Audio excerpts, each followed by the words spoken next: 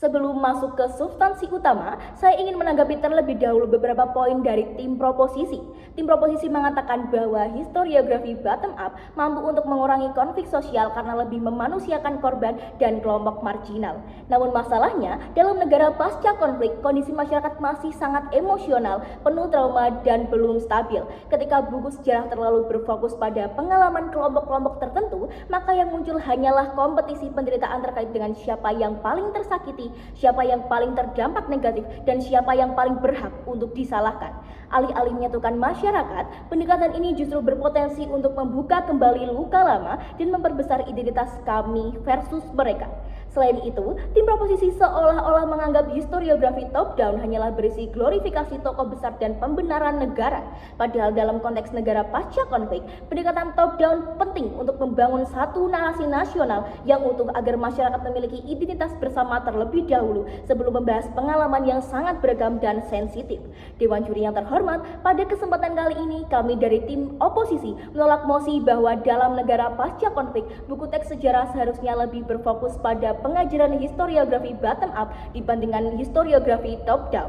Sebelum masuk lebih jauh, mari kita pahami bersama apa yang diperdebatkan pada hari ini. Historiografi bottom up atau bawah atas berfokus pada peran masyarakat biasa, kelompok sosial, dan gerakan akar rumput dalam membentuk sejarah. Sedangkan historiografi top down atau atas bawah berfokus pada peran pemimpin, pemerintah, dan institusi besar dalam membentuk sejarah. Kami tidak mengatakan bahwa perspektif rakyat biasa itu tidak penting. Yang kami tolak adalah ketika buku teks sejarah lebih difokuskan pada pendekatan bottom up. Karena dalam kondisi negara yang baru keluar dari perang saudara, kolonialisme, dan pergantian rezim, prioritas utama bukan membuka seluruh luka secara luas, tetapi membangun stabilitas dan identitas nasional terlebih dahulu. Dewan Juri yang terhormat, ada beberapa latar belakang mengapa mosi ini muncul. Pertama, negara pasca konflik memang memiliki trauma sejarah yang sangat besar. Banyak kelompok merasa menjadi korban dan ingin untuk suaranya diakui. Kedua, selama ini sejarah sering ditulis oleh penguasa sehingga kelompok kecil merasa tidak terlihat dan tidak dilibatkan dalam narasi nasional. Ketiga, muncul kekhawatiran bahwa historiografi top-down terlalu memuliakan elit politik dan melupakan penderitaan masyarakat biasa. Tetapi tim kami percaya bahwa solusi yang ditawarkan tim proposisi justru berbahaya apabila diterapkan sebagai fokus utama dalam buku teks negara pasca konflik. Pada kesempatan kali ini, kami akan membuktikan dua hal.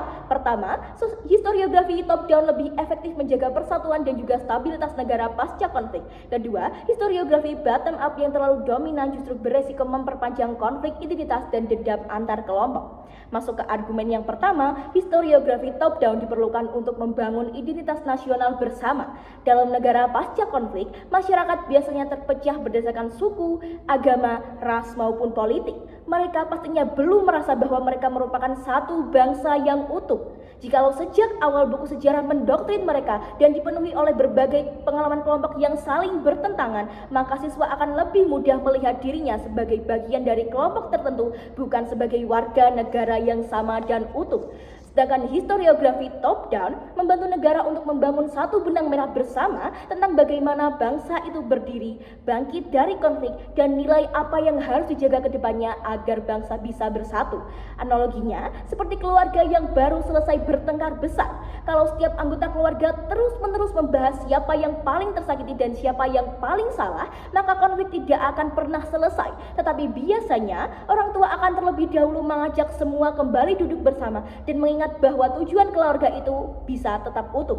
Argumen kedua kami adalah bahwa dominasi historiografi bottom up beresiko memperpanjang dendam dan konflik antar identitas. Mengapa? Karena pendekatan ini sangat fokus pada pengalaman personal semata.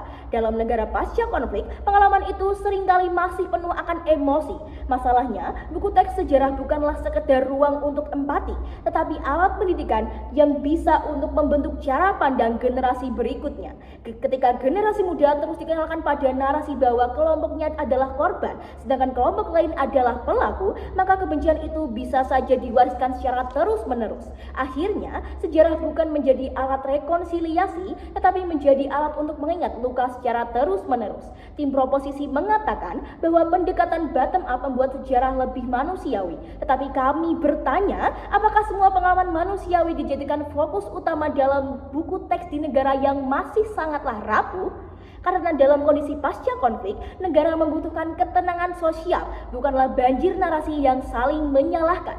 Dalam kasus sehari-hari pun sama, kadang untuk benar-benar pulih, seseorang perlu fokus untuk membangun masa depan terlebih dahulu, bukan terus-menerus hidup dalam trauma akan masa lalu. Dewan juri yang terhormat, tim proposisi melihat bahwa sejarah sebagai alat untuk mengungkap seluruh penderitaan, tetapi kami melihat bahwa sejarah di negara pasca konflik sebagai alat untuk membangun kembali bangsa yang telah retak. Karena negara yang baru selesai konflik ibarat seperti rumah yang habis terbakar. Prioritas utama bukan memperlihatkan abu dan reruntuhan rumah tersebut, tetapi terus-menerus memastikan bahwa rumah itu bisa berdiri kembali agar semua orang punya tempat tinggal yang aman dan bisa terkendali. Maka dari itu, kami dari tim oposisi bangga mendukung mosi ini. Terima kasih.